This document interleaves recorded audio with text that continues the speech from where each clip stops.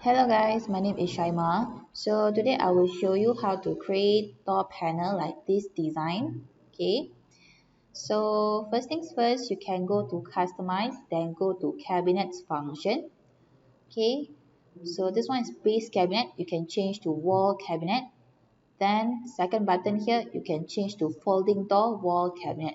Okay, I'll be using this model. Okay, you can drag it to the wall, make sure it stick to the wall.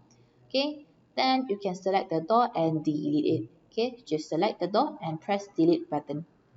Okay, so we're gonna create something like this. Right, next we're gonna install a new panel. Okay, go to install door panel, select the space. Okay, this space, and then you can select the door type. Make sure you select upward door. Okay, this one, and then you can also change the swing type. Okay, you can make it full overlay, half, or inset. Okay, so you can click install. Okay, so another one here, I will install inset door panel. Okay, we'll change to inset, install. Okay, so you can see the difference. So this one is full overlay, this one is inset. Okay, so next you can select the door panel, but make sure you press B button first. Okay, board selection mode, and you can select the door. You scroll down, you will see divide button down here. Okay, so here you can divide the door panel horizontally or vertically. So we're gonna divide it horizontally. Okay, make sure it's a flip door, right? And then you can divide it to how many number you like. So let's say I'll divide 5, then click OK.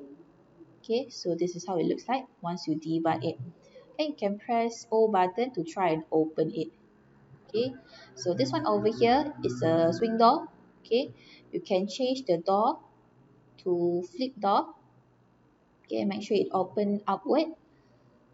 Okay, direction upward. Then down here we're going to divide it. Okay, horizontal. So this one I will divide to 6 door. Then click OK. Right, so this is how it looks like.